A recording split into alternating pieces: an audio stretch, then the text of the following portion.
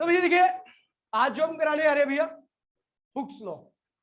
कराया नहीं था, स्टार्ट नहीं किया था, बड़ा ही आसान सा लॉ है, सब जानते हो, बस हुक्स ने दे दिया इसलिए लॉ बन गया हुक्स लॉ। आप देते तो ये आपको ही पता है, आप जानते हो भैया, सिलेंडर जितना भारी रहता है, जो स्प्रिंग होती है उतनी ज्यादा खुलती है। देखा होगा, जिसपे नापते हैं तराजू जो होता है उनका एक ऐसा होता है, उसे स्प्रिंग बैलेंस कहते हैं उसको। जितना भारी सिलेंडर होता है उतना ही ज्यादा क्या होता है, स्प्रिंग फैलता है, और जितना हल्का सिलेंडर होता है उतना ही क्या होता है, कम स्प्रिंग फैलता है। देखा नहीं देखा वाला, स्प्रिंग बैलेंस कहते हैं उसको। ठीक है भैया, स्प्रिंग बैलेंस कहते हैं। तो भैया हुक्स लॉ क्या कहता है, देखिए हुक्स लॉ, हुक्स लॉ। ठीक है भैया, ये आपने क्या किया, एक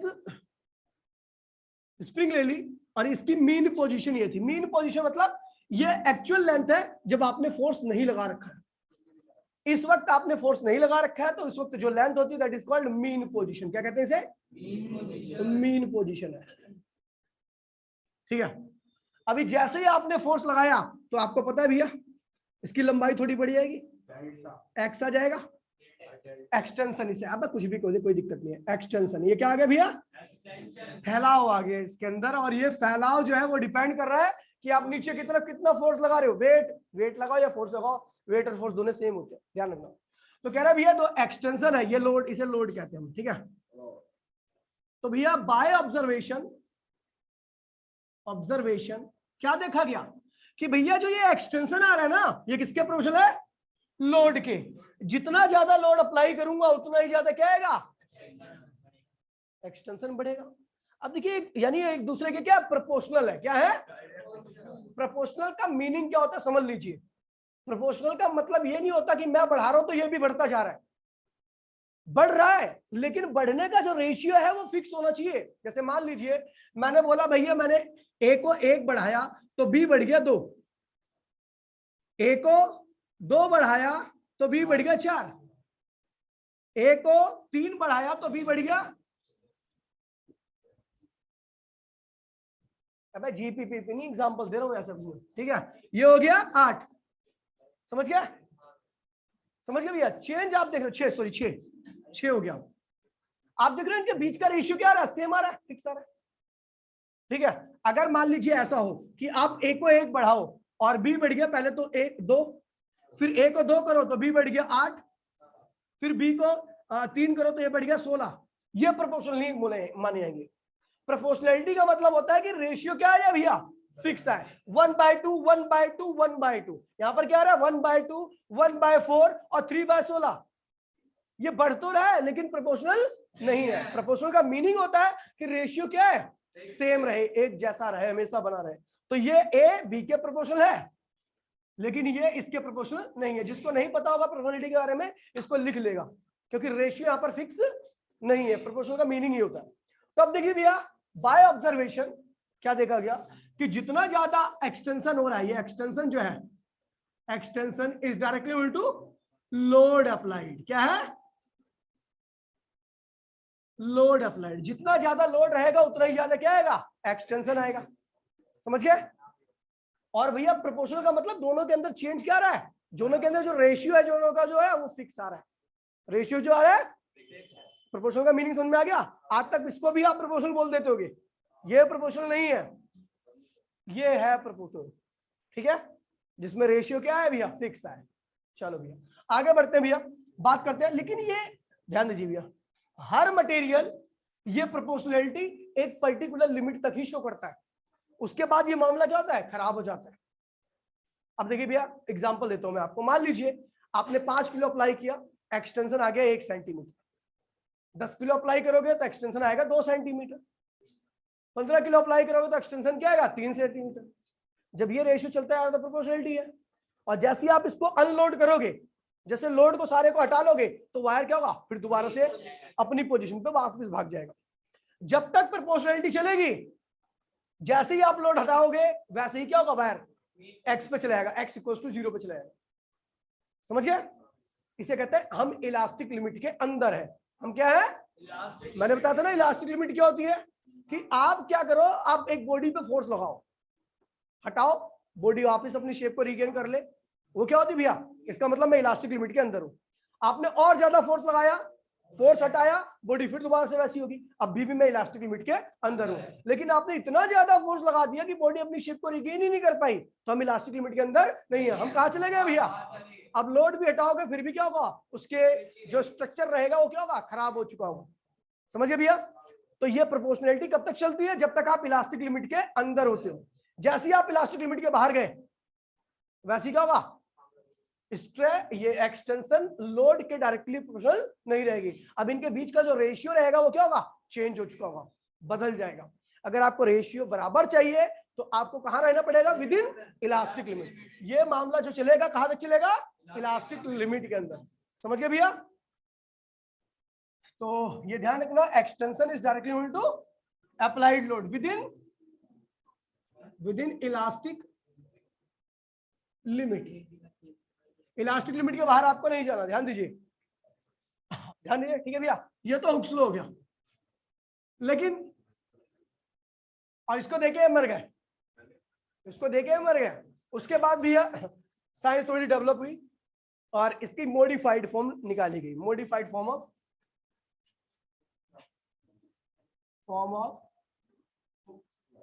हुक्स लॉ। ठीक है भैया? क्या फॉर्म थी, तो ध्यान दीजिएगा भैया, एक्सटेंशन की जगह पे यहां पे इन्होंने क्या यूज किया, स्ट्रेन। क्या यूज किया, एक्सटेंशन मतलब क्या होता है, चेंज, लेंथ में चेंज, और स्ट्रेन का मतलब भी क्या होता है, रिलेटिव चेंज। और लोड की जगह पे हमने क्या यूज किया, स्ट्रेस। क्या यूज किया, स्ट्रेस। इन्होंने एक्सटेंशन की जगह पे स्ट्रेन यूज किया और लोड की जगह पे स्ट्रेस यूज किया। समझ गए भैया? तो देन इनकी जो नहीं आई आपकी, ठीक है, ऑब्जर्वेशन में, कि strain is directly proportional to stress. जितना ज्यादा आप किसी भी बॉडी के ऊपर स्ट्रेस लगाओगे उसके अंदर स्ट्रेन ही क्या होगा, उतना ज्यादा आएगा, लेकिन विद इन इलास्टिक लिमिट। उसके बाहर गए तो प्रोपोर्शनैलिटी का साइन क्या होगा, खराब हो चुका होगा। समझ गए? हाँ भैया, अभी नाम देखिए कितने खतरनाक खतरनाक आएंगे। अब देखिए भैया, इस प्रोपोर्शनैलिटी के साइन को हटाने के लिए हम एक कांस्टेंट का यूज करते हैं। अच्छा, वो कांस्टेंट क्या होगा बताओ? मैंने कहा प्रोपोर्शनैलिटी में क्या चीज कांस्टेंट होनी चाहिए, रेशियो। क्या चीज कांस्टेंट होनी चाहिए, रेशियो। तो यहां पर जो कांस्टेंट मैं यूज करूंगा, क्या यूज करूंगा, रेशियो। और उस रेशियो का नाम है मॉडुलस ऑफ इलास्टिसिटी। क्या है, देखिए यहां पर कांस्टेंट क्या यूज होगा, रेशियो। मैं जानता हूं प्रोपोर्शनैलिटी में क्या चीज कांस्टेंट होती है, रेशियो, और उस रेशियो का नाम है मॉडुलस ऑफ इलास्टिसिटी। कोई दिक्कत नहीं उठा, ठीक है? तो यहां पर हमने ये लिख दिया, स्ट्रेन इज इक्वल्स टू में 1 बाय में ई, 1 बाय में ई। आपने ई देखा होगा, लेकिन मैं 1 बाय में ई करा रहा हूं क्योंकि मैंने स्ट्रेन को इधर लिखा है और स्ट्रेस को इधर लिखा है। वैसे बुकों में स्ट्रेस यहाँ पे लिखा गया है और स्ट्रेन यहाँ पे लिखा हुआ है, क्योंकि तब आपको ज्यादा समझ में नहीं आएगा। अभी समझ में आएगा कि आप ज्यादा स्ट्रेस अप्लाई करोगे तो स्ट्रेन भी क्या आएगा, ज्यादा है। तो इसलिए हमने इसके रेशियो को उल्टा कर दिया, बाद में चेंज कर दूंगा, वैसे कर दूंगा बुक में जैसे स्ट्रेस। ठीक है बेटा? अब ये हो गया, ई तो वही तो है, मॉडुलस ऑफ इलास्टिसिटी। ठीक है भैया? अब इसको आगे लिखते हैं यहां पर, तो ये हो जाएगा आपका भैया, ये इधर आएगा और ये उधर जाएगा। तो ई इक्वल्स में क्या होगा, स्ट्रेस अपॉन में स्ट्रेन। ये हो गया मॉडुलस ऑफ इलास्टिसिटी का फॉर्मूला। ठीक है भैया? मॉडुलस ऑफ इलास्टिसिटी क्या होता है भैया, स्ट्रेस अपॉन में स्ट्रेन। एसआई यूनिट क्या होगी इसकी, तो भैया स्ट्रेस की तो हमने क्या निकाली थी पीछे, न्यूटन पर मीटर स्क्वायर, और स्ट्रेन की कोई एसआई यूनिट नहीं थी, तो क्या होगी इसकी, न्यूटन पर मीटर स्क्वायर। स्केलर क्वांटिटी होती है, क्या होती है भैया, क्वांटिटी। ठीक है? डायमेंशन क्या होता है इसका, तो देखिए भैया वही जो प्रेशर का होता है। प्रेशर क्या था, ml की पावर -1 t की पावर -2। फटाफट कॉपी कीजिए, कॉपी मत कीजिए, टाइम नहीं मिलेगा। लिख रहे हैं, जल्दी करो यार, कड़ी नहीं मिले। देखिए प्लीज,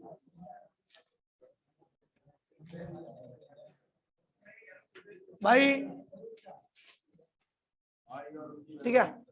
अब देखिए भैया, ये मॉडुलस ऑफ इलास्टिसिटी है। अब इसका मतलब क्या है, यूज क्या है इसका? तो एक बात ध्यान में रखना, यहाँ पर इलास्टिसिटी, इसका नाम क्या है? ये तो फालतू का नाम जोड़ दिया मॉडुलस, बाकी इसको एक तरह से जानो इलास्टिसिटी। क्या है ये? इलास्टिसिटी। और अगर किसी की इलास्टिसिटी ज्यादा होगी तो वो अपनी अंदर चेंज क्या लाएगा? कम लाएगा। आप जैसे ही उसको डिफॉर्म करोगे वो वैसा ही दोबारा से हो जाएगा, उसके अंदर किसी प्रकार का कोई पर्टिकुलर चेंज आने वाला नहीं है, बहुत कम चेंज आएगा। यानी delta we, delta A, delta L, ये चेंज थे ना, इनकी वैल्यू क्या होगी? बहुत कम होगी, जिसके लिए ई की वैल्यू क्या होगी? ज्यादा होगी। जिसके लिए ई की वैल्यू ज्यादा होगी, अभी आपको पता लग जाएगा, ध्यान दीजिए भैया, मिटो रहा इसको। ये देखिए, आपने फॉर्मूला क्या पढ़ा भैया?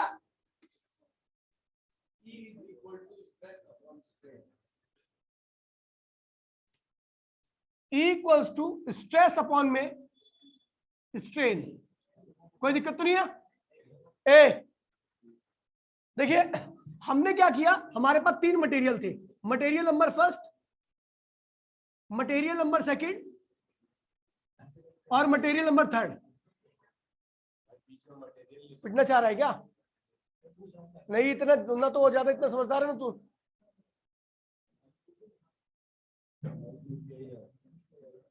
मटेरियल नंबर थर्ड, देखिए भैया, अभी हम क्या करते हैं, तीनों पे क्या करते हैं, सबका एरिया सेम है, फोर्स सेम है, एरिया सेम है, फोर्स सेम है, फोर्स सेम है, एरिया सेम है, ठीक है भैया। लेकिन मटेरियल नंबर फर्स्ट था स्टील, क्या था? स्टील। मटेरियल नंबर सेकंड था रबड़, क्या था? रबड़। और ये क्या था भैया? एल्यूमिनियम, ठीक है, एल्यूमिनियम। समझिए भैया, हमने सब पे सेम स्ट्रेस लगाया। स्ट्रेस सेम कैसे है पता? Stress is the ratio of force and area. सब पे force area, force area, force area सबका क्या है? सेम है। यानी हमने स्ट्रेस को क्या कर दिया? फिक्स कर दिया। क्या कर दिया? जब आप फिक्स स्ट्रेस से खींचोगे तो आपको सबसे ज्यादा चेंज किसके अंदर मिलेगा बताइए? रबड़ के अंदर। रबड़ के अंदर क्या मिलेगा? सबसे ज्यादा चेंज आएगा, सबसे ज्यादा स्ट्रेन किसके अंदर आएगा? रबड़ के अंदर आएगा। फिर उसके बाद और सबसे कम किसके अंदर आएगा? स्टील के अंदर। यानी अगर देखिए, सबका स्ट्रेस, सबके ऊपर स्ट्रेस क्या है? स्ट्रेस क्या है? फोर्स अपॉन में एरिया। सबका स्ट्रेस क्या है? सेम है। अगर आप स्ट्रेस को क्या कर दिया, हमने क्या कर दिया, हर केस में कांस्टेंट। स्ट्रेस की वैल्यू हर केस में क्या है? कांस्टेंट है। क्या है? तो आप देख रहे हो भैया, इलास्टिसिटी इक्वल्स टू में कांस्टेंट अपॉन में क्या हो गया? स्ट्रेन। ऊपर की टर्म तो चेंज ही नहीं हो रही, तो हम देख रहे हैं E is inversely equal to क्या आ रहा है भैया? स्ट्रेन आ रहा है। और स्ट्रेन क्या होता है? चेंज को रिप्रेजेंट करता है। किसको रिप्रेजेंट करता है? चेंज को। स्ट्रेन किसको रिप्रेजेंट करता है? अब भैया, रबड़ के अंदर सबसे ज्यादा चेंज आया, यानी सबसे ज्यादा स्ट्रेन है, तो इसका मॉडुलस ऑफ इलास्टिसिटी सबसे कम होगा, क्योंकि इनवर्सली है। एल्युमिनियम का दूसरे नंबर पर रहेगा, इसके अंदर दूसरे नंबर का चेंज आएगा। और सबसे कम चेंज इसके अंदर आएगा, सबसे कम चेंज इसके अंदर, तो सबसे कम स्ट्रेन इसके अंदर, और सबसे कम स्ट्रेन इसके अंदर, तो इलास्टिसिटी इसकी सबसे ज्यादा, मॉडुलस ऑफ इलास्टिसिटी सबसे इसकी ज्यादा। तो ध्यान रखना भैया, तो हेयर स्ट्रेन इन रबड़ is greater than strain in aluminium, is greater than strain in steel. Steel symbol क्या होता है? छोड़ो, ठीक है, स्टील। तो हम देख रहे हैं सबसे ज्यादा स्ट्रेन कहां पे आया है? रबड़ के अंदर। दूसरे नंबर पे और फिर तो भैया, जब आपको पता है स्ट्रेन सबसे ज्यादा किसके अंदर आया है? रबड़ के अंदर, तो रबड़ का इलास्टिसिटी, मॉडुलस ऑफ इलास्टिसिटी सबसे कम होगा। फिर किसके दूसरे नंबर पे किसका है? एल्युमिनियम के अंदर। तो एल्युमिनियम का दूसरे नंबर का है, तो क्या होगा? इसका एल्युमिनियम आएगा। और सबसे ज्यादा, सबसे कम किसके अंदर स्ट्रेन आया है? चेन सबसे कम स्टील के अंदर आया है, तो स्ट्रेन भी सबसे कम होगा, इलास्टिसिटी सबसे ज्यादा होगी। तो समझ में आ गया भैया? इलास्टिसिटी क्या बताता है? मटेरियल किस टाइप का है, ज्यादा इलास्टिक है या कम इलास्टिक है। ई की वैल्यू ज्यादा तो इलास्टिसिटी ज्यादा। कम कैसे बता? बोल, कम कैसे है? भैया इलास्टिसिटी मतलब ये नहीं होता कच्चे की रबड़, ये मत समझना ज्यादा फैल गई तो ज्यादा इलास्टिक नहीं, बहुत कम चेंज आए, जिसके अंदर चेंज नहीं आता वो ज्यादा इलास्टिक है, और जिसके अंदर ज्यादा चेंज आता है उसको कम इलास्टिक है। रबड़ के अंदर सबसे ज्यादा चेंज आता है इसलिए वो सबसे कम इलास्टिक है, समझ गए? और स्टील के अंदर सबसे कम चेंज आता है इसलिए वो सबसे, समझ गए? तुमने आज तक 11वीं 10वीं क्लास तक कच्चे की रबड़ ही समझा है, स्टील का और इलास्टिक मतलब यही समझा ना, ये नहीं होता मतलब, समझ गए? तो अगर आपसे पूछे कोई अब कि which one is more elastic, रबड़ और स्टील, आर्ट्स वाला क्या बोलेगा? रबर, समझ गए? तो ई ज्यादा, ध्यान दीजिए भैया, ई ज्यादा मंत्र दे रहा हूं भैया, ई ज्यादा तो इलास्टिसिटी ज्यादा, क्या है?